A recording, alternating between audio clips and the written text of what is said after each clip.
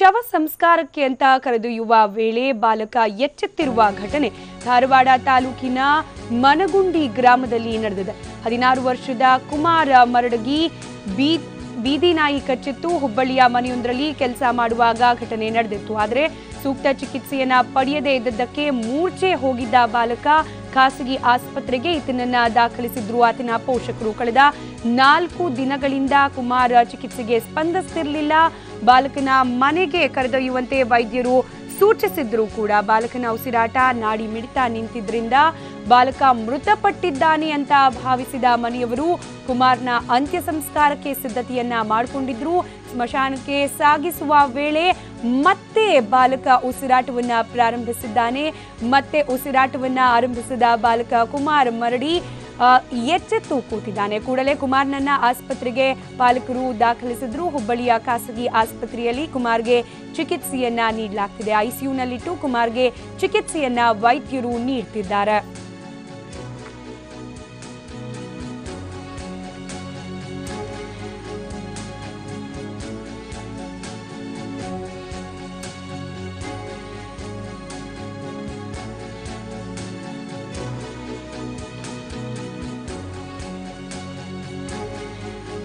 ಮಗ ಸತ್ತೇ ಹೋದ ಅಂತ ಇಡೀ ಕುಟುಂಬ ರೋಧಿಸಿದ ಸ್ಮಶಾನಕ್ಕೆ ಆತನ ದೇಹವನ್ನ ಕೊಂಡೊಯ್ತಾ ಇದ್ದ ಸಂದರ್ಭದಲ್ಲಿ ದಿಢೀರಂತ ಬಾಲಕ ಎದ್ದು ಕೂತಿರುವ ಘಟನೆ ಧಾರವಾಡದ ಮನಗುಂಡಿ ಗ್ರಾಮದಲ್ಲಿ ನಡೆದಿದೆ.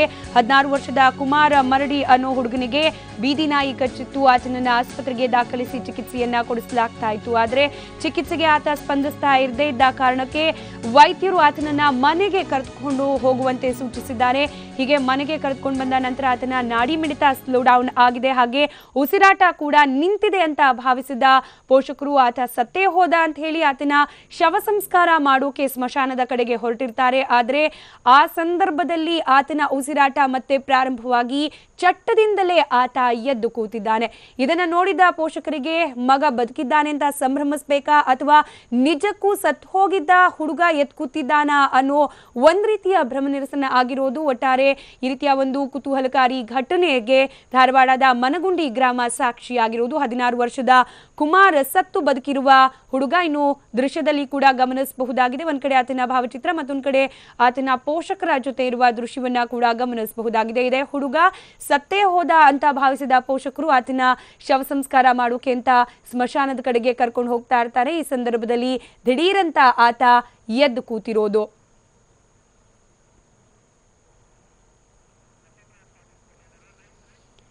ಇವಾಗ ಮತ್ತಷ್ಟು ಡೀಟೇಲ್ಸ್ ಕೊಡ್ಲಿಕ್ಕೆ ದೂರವಾಣಿ ಸಂಪರ್ಕದಲ್ಲಿದ್ದಾರೆ ನಮ್ಮ ಪ್ರತಿನಿಧಿ ದತ್ತಾತ್ರೇಯ ಪಾಟೀಲ್. ದತ್ತಾತ್ರೇಯ, ಚಟ್ಟದಿಂದಲೇ ಹುಡುಗ ಎದ್ದು ಕೂತಿರೋದು, ಸತ್ತೇ ಹೋದ ಅನ್ನೋ ಮಗ ಮತ್ತೊಮ್ಮೆ ಬದುಕು ಬಂದಿರೋದು, ಏನ್ ಹೇಳ್ತಾರೆ ಪೋಷಕರು ಈ ಬಗ್ಗೆ? ಸ್ಮಿತಾ, ನಿಜಕ್ಕೂ ಇದೊಂದು ಏನಂತಂದ್ರೆ ನಿಜಕ್ಕೂ ಈ ಒಂದು ಘಟನೆಯಿಂದ ಪೋಷಕರು ಸಂತೋಷ ಪಡ್ಬೇಕು ಅಥವಾ ಏನೋ ದುಃಖ ಪಡ್ಬೇಕು ಅನ್ನುವಂತ ಒಂದು ಗೊತ್ತಾಗ್ತಿಲ್ಲ. ಯಾಕಂತಂದ್ರೆ ಸುಮಾರು 3 ತಿಂಗಳ ಹಿಂದೆ ಏನು ಅಂತಂದ್ರೆ ಹುಬ್ಬಳ್ಳಿಯಲ್ಲಿ ಗಾರಿ ಕೆಲಸ ಮಾಡ್ತಿದ್ದಂತ ಕುಮಾರ್ಗೆ ಬೀದಿ ನಾಯಿ ಕಚ್ಚಿರುತ್ತೆ. ಹಾಗಾಗಿ ಸೂಕ್ತ ಚಿಕಿತ್ಸೆ ಪಡೆದ್ರಿಂದ ಸೆಪ್ಟಿಕ್ ಆದ್ರಿಂದ ಇವನ್ ಏನಾಗಿರ್ತಾನೆ, ಕಳೆದ 4 ದಿನಗಳ ಹಿಂದೆ ಮೂರ್ಛೆ ಹೋಗಿ ಬಿದ್ದಿರ್ತಾನೆ. ಈ ಸಂದರ್ಭದಲ್ಲಿ ಇವರನ್ನ ಸ್ಥಳೀಯ ಹಾಸ್ಪಿಟಲ್ಗೆ ಸೇರಿಸಲಾಗುತ್ತೆ. ಅಲ್ಲೂ ಕೂಡ ಈ ಒಂದು ಡೇಂಜರ್ ಝೋನ್ ತಲುಪಿದಾನೆ ಅನ್ನುವಂತ ಒಂದು ಮಾಹಿತಿ ಬಂದ ತಕ್ಷಣ ಪೋಷಕರು ಏನ್ ಮಾಡ್ತಾರೆ, ಧಾರವಾಡದ SDMಗೆ ಈತನನ್ನು ದಾಖಲಿಸಿರ್ತಾರೆ. ಆಸ್ಪತ್ರೆಯಲ್ಲಿ ಧಾರವಾಡದಲ್ಲೂ ಕೂಡ ತೀವ್ರ ನಿಗಾ ಘಟಕದಲ್ಲಿ ಇಟ್ಟು ಚಿಕಿತ್ಸೆಯನ್ನು ಮುಂದುವರಿಸಿರ್ತಾರೆ. ಇವನ್ ಏನಾಗಿರುತ್ತೆ ಅಂತಂದ್ರೆ ಒಂದು ಹಂತದಲ್ಲಿ ಈ ಒಂದು ನಾಯಿ ಕಡಿತ ಒಂದು ರೇಬಿಸ್ ರೋಗ ಒಂದು ಅಂಟ್ಕೊಳ್ಳುವಂತ ಸಾಧ್ಯತೆ ಕೂಡ ಬಂದಿತ್ತು. ಹಾಗಾಗಿ ಧಾರವಾಡದ SDM ಆಸ್ಪತ್ರೆಯಲ್ಲಿ ಇಟ್ಟು ಚಿಕಿತ್ಸೆ ನೀಡಲಾಗುತ್ತೆ. ಒಂದು ಹಂತದಲ್ಲಿ ಏನಂತಂದ್ರೆ ಡಾಕ್ಟರ್ ಪೇರೆಂಟ್ಸ್ಗೆ ಹೇಳಿರ್ತಾರೆ, ನಿಮ್ಮ ಮಗನ ಏನು ಮೆದುಳು ಸಂಪೂರ್ಣ ನಿಷ್ಕ್ರಿಯವಾಗಿದೆ, ಹಾಗಾಗಿ ಇವನು ಉಸಿರಾಟೋದು ಕೇವಲ ನಾಡಿ ಬಡಿತದಿಂದ ಇವನನ್ನ ಈಗ ಬದುಕಿಸೋದಂತೂ ಅಸಾಧ್ಯ, ಹಾಗಾಗಿ ನೋಡಿ ನೀವು ಮುಂದೆ ಏನ್ ಮಾಡ್ತೀರಾ ಅನ್ನೋವಂತ ಒಂದು ಮಾತುಗಳನ್ನು ಕೂಡ ಡಾಕ್ಟರ್ಸ್ ಹೇಳಿರ್ತಾರೆ. ಹಾಗಾಗಿ ನಮ್ಮ ಮಗ ಇನ್ನು ಬದುಕೋದು ಅಸಾಧ್ಯ ಅನ್ನೋವಂತ ತಿಳಿದಿರ್ತಕ್ಕಂಥ ಪೋಷಕರು ಇನ್ನು ಎಷ್ಟು ದಿನ ಹಾಸ್ಪಿಟ್ಲಲ್ಲಿ ಉಸಿರಾಡ್ತಾನೆ, ಅಲ್ಲಿವರೆಗೂ ಕೂಡ ಹಾಸ್ಪಿಟ್ಲಲ್ಲಿ ಇಡಬೇಕು ಅನ್ನೋವಂತ ಒಂದು ಮಾತುಗಳನ್ನ ಆಡಿ ಹಾಸ್ಪಿಟ್ಲಲ್ಲೇ ಇರ್ತಾರೆ. ಆದ್ರೆ ಏಕಾಏಕಿ ನಿನ್ನೆ ಏನು ಅಂತಂದ್ರೆ ಆ ಉಸಿರಾಟ ನಿಲ್ಸಿದಂತ ಕುಮಾರ್ ಸತ್ತೇ ಹೋದ ಅಂತ ತಿಳಿದಂತ ಪೋಷಕರು ಸಂಬಂಧಿಕರಿಗೆ ಫೋನ್ ಮಾಡಿ ಮಗ ಸತ್ತಿದ್ದಾನೆ, ಶವ ಸಂಸ್ಕಾರಕ್ಕೆ ಸಿದ್ಧತೆ ಮಾಡಿ ಅನ್ನುವಂತ ಒಂದು ಮಾತುಗಳನ್ನು ಕೂಡ ಹೇಳಿರ್ತಾರೆ. ಅದೇ ತರ ಏನು ಅಂತಂದ್ರೆ ಧಾರವಾಡದ SDM ಹಾಸ್ಪಿಟ್ಲಿಂದ ಮನಗುಂಡಿ ಗ್ರಾಮಕ್ಕೆ ತೆರಳುತ್ತಿದ್ದಂತ ಸಂದರ್ಭದಲ್ಲಿ ದಿಢೀರನ್ನೇ ಏನು ಅಂತಂದ್ರೆ ಈ ಉಸಿರಾಟ ದಿಢೀರ್ನೆ ಉಸಿರಾಟ ಬಂದಂತ ಪರಿಣಾಮ ಮತ್ತೆ ಮಗ ಬದುಕಿರೋದು ಸ್ವತಃ ಅವರಿಗೆ ಕೂಡ ಆಶ್ಚರ್ಯ ಮಾಡಿದೆ. ಹೀಗಾಗಿ ಏನು ಅಂತಂದ್ರೆ ಹೆಚ್ಚಿನ ಚಿಕಿತ್ಸೆಗೆ ಏನು ಅಂತಂದ್ರೆ ವಾಣಿಜ್ಯನಗರ ಹುಬ್ಬಳ್ಳಿಯ ಏನು ಅಂತಂದ್ರೆ ಖಾಸಗಿ ಹಾಸ್ಪಿಟಲ್ಗೆ ಸದ್ಯ ಕುಮಾರ್ ದಾಖಲಿಸಿದ್ದಾರೆ. ಇನ್ನೂ ಕೂಡ ಕ್ರಿಟಿಕಲ್ ಕಂಡೀಷನ್ ಅಲ್ಲಿ ಇರ್ತಕ್ಕಂಥ ಕುಮಾರ್ನ ಮತ್ತೆ ಐಸಿಯುನಲ್ಲಿ ಇಟ್ಟು ಚಿಕಿತ್ಸೆ ಮುಂದುವರಿಸಲಾಗ್ತಾ ಇದೆ. ಸ್ಮಿತಾ, ದತ್ತಾತ್ರೇಯ, ಸಾಮಾನ್ಯವಾಗಿ ಈ ರೀತಿ ಸತ್ತೇ ಹೋದ್ರ ಅನ್ಕೊಂಡವರು ಮತ್ತೆ ಎದ್ದು ಕೂತಾಗ ಒಂದ್ ರೀತಿಯ ಭಯ, ಆತಂಕ, ಬೇರೆ ಬೇರೆ ಆಲೋಚನೆಗಳು ಬರುವುದು. ಸೊ ಪೋಷಕರಿಗೆ ಏನ್ ಅನಿಸ್ತಂತೆ ತಕ್ಷಣಕ್ಕೆ ಅಂತ? ಅದೇ ಏನು ಅಂತಂದ್ರೆ ಇವರು ತೀವ್ರ ನಿಗಾಘಟಕದಲ್ಲಿ SDM ಅಲ್ಲಿ ಇರ್ತಕ್ಕಂಥ ಸಂದರ್ಭದಲ್ಲಿ ಏನು ಆಕ್ಸಿಜನ್ ಅಲ್ಲಿ ಇರ್ತಕ್ಕಂಥ ಕುಮಾರ್ ಆಕ್ಸಿಜನ್ ಅಲ್ಲೂ ಕೂಡ ಯಾವುದೇ ಸಪೋರ್ಟ್ ಮಾಡದೇ ಇರ್ತಕ್ಕಂಥ ಸಂದರ್ಭದಲ್ಲಿ ಮಗನ ಉಸಿರಾಟ ನಿಂತಿದೆ ಅಂತ ಸ್ವತಃ ವೈದ್ಯರು ಕೂಡ ಹೇಳಿದ್ರು. ಇವ್ರಿಗೂ ಕೂಡ ಗೊತ್ತಾಗಿತ್ತು. ಹಾಗಾಗಿ ಸ್ವತಃ ಮಗ ಸತ್ತಿದ್ದಾನೆ. ಹಾಗಾಗಿ ಎಲ್ಲವೂ ಕೂಡ ಕೈ ಚೆಲ್ಲಿ ಕೂತಿದ್ದಂತ ಪೋಷಕರು ಶವ ಸಂಸ್ಕಾರಕ್ಕೂ ಕೂಡ ಸಂಬಂಧಿಕರಿಗೆ ಫೋನ್ ಮಾಡಿ ಸಿದ್ಧತೆ ಕೂಡ ಮಾಡಕ್ಕೂ ಕೂಡ ಹೇಳಿದ್ರು. ಅದೇ ತರ ಸಂಸ್ಕಾರಕ್ಕೂ ಕೂಡ ಕಾಣಿಯಾಗ್ತಾ ಇದ್ರು. ಈ ಸಂದರ್ಭದಲ್ಲಿ ಏನು ಅಂತಂದ್ರೆ ಈ ಒಂದು ಮಗನನ್ನ ಇಲ್ಲಿ SDM ಇಂದ ಮನಗುಂಡಿ ಗ್ರಾಮಕ್ಕೆ ಶಿಫ್ಟ್ ಮಾಡುವಂತ ಸಂದರ್ಭದಲ್ಲಿ ಈ ನೇಚರ್ ಹವಾಕ್ಕೆ ಏನು ಅಂತಂದ್ರೆ ಉಸಿರಾಟ ಸಡನ್ ಆಗಿ ಏನು ಕುಮಾರ್ನ ಉಸಿರಾಟ ಬಂದಿರುತ್ತೆ. ಮಗ ಉಸಿರಾಡಕ್ ಪ್ರಾರಂಭ ಮಾಡ್ತಾನೆ. ಆ ಸಂದರ್ಭದಲ್ಲಿ ಆಶ್ಚರ್ಯಚಕಿತರಾದಂತಹ ಪೋಷಕರು ಮತ್ತೆ ಮಗ ಬದುಕಿದ್ದಾನೆ, ಮಗ ಇನ್ನೂ ಉಸಿರಾಡ್ತಿದ್ದಾನೆ, ಹಾಗಾಗಿ ನಾವು ಬೇರೆ ಇದಕ್ಕಿಂತ ಉನ್ನತ ಆಸ್ಪತ್ರೆಗೆ ನಾವು ಸೇರ್ಸೋಣ ಮಗನನ್ನ ಅಂತ ತಿಳ್ಕೊಂಡು ಈಗ ಏನು ಅಂತಂದ್ರೆ ಮತ್ತೆ ಖಾಸಗಿ ಆಸ್ಪತ್ರೆಗೆ ಶಿಫ್ಟ್ ಮಾಡಿದ್ದಾರೆ. ಓಕೆ, ಧನ್ಯವಾದ ದತ್ತಾತ್ರೇಯ ಮಾಹಿತಿಗಾಗಿ. ಈ ಬಗ್ಗೆ ಮಾತನಾಡ್ಲಿಕ್ಕೆ ಬಾಲಕ ಕುಮಾರ್ನ ಸಂಬಂಧಿಯಾದ ಗಂಗಾಧರ್ ನಮ್ಮ ಜೊತೆ ದೂರವಾಣಿ ಸಂಪರ್ಕದಲ್ಲಿದ್ದಾರೆ. ಗಂಗಾಧರ್ ಅವರೇ, ಕುಮಾರ್ ಸತ್ತೇ ಹೋದ ಅಂತ ಹೇಳಿ ಆತನ ತಂದೆ ತಾಯಿ ಅನ್ಕೊಂಡಿದ್ರು, ಆದ್ರೆ ಅದೃಷ್ಟ ಅನ್ಬೇಕು, ಆಶ್ಚರ್ಯ ಅನ್ಬೇಕು, ಆತ ಮತ್ತೆ ಎತ್ ಕೂತಿರೋದು. ಸೊ ಏನ್ ಹೇಳ್ತೀರಿ ಈ ಬಗ್ಗೆ? ಹಲೋ, ಹೇಳಿ ಗಂಗಾಧರ್ ಅವರೇ, ನನ್ನ ಧ್ವನಿ ಕೇಳಿಸ್ತಿದ್ಯಾ? ಹೇಳಿ ಮೇಡಮ್, ಹೇಳಿ. ಕುಮಾರ್ ಸತ್ತೇ ಹೋದ ಅಂತ ಹೇಳಿ ಪೋಷಕರು ಆತನ ಶವ ಸಂಸ್ಕಾರಕ್ಕೆ ಕೂಡ ತಯಾರಿ ಮಾಡ್ಕೊಳ್ತಿದ್ದ ಸಂದರ್ಭದಲ್ಲಿ ಆತ ಮತ್ತೆ ಎತ್ ಕೂತಿರೋದು, ಏನ್ ಹೇಳ್ತೀರಾ? ಅದು ಮೇಡಮ್ ಏನಾಗಿತ್ತಂದ್ರೆ ನಿನ್ನೆ SDM ನಿಂದ ಅವರು ಡಿಸ್ಚಾರ್ಜ್ ಮಾಡ್ಕೊಂಡ್ ಬರ್ತಾ ಇದ್ರು. SDM ಡಿಸ್ಚಾರ್ಜ್ ಮಾಡ್ಕೊಂಡ್ ಬರ್ಬೇಕಾದ್ರೆ ದಾರಿ ಒಳಗೆ ಈಗ ಹಾಸ್ಪಿಟಲ್ ಇಂದ ಹೊರಗೆ ಬಂದಿಂದ ಉಸಿರಾಟ ನಿಂತೆ ಹೋಗಿತ್ತು ಮೇಡಮ್ ಅವ್ರು.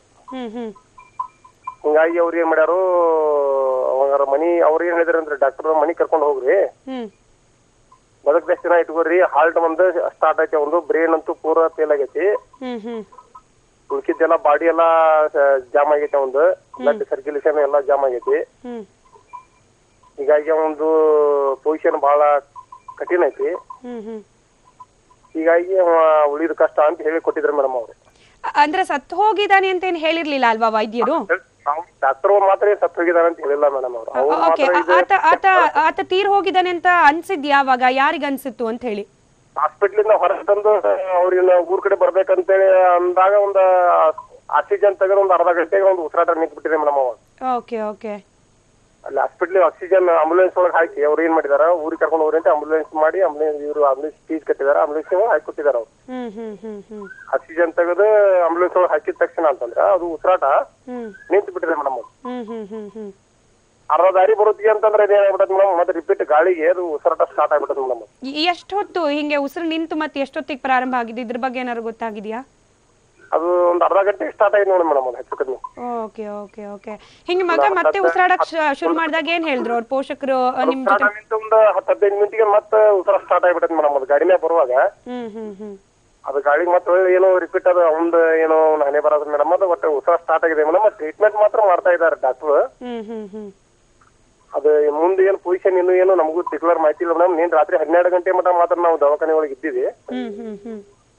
12 ಗಂಟೆಯಿಂದ ಈ ಕಡೆ ನಾವು ಹೊಳ್ಳಿ ಊರಿಗೆ ರಿಪೀಟ್ ಊರಿಗೆ ಬಂದಿ ಮೇಡಮ್.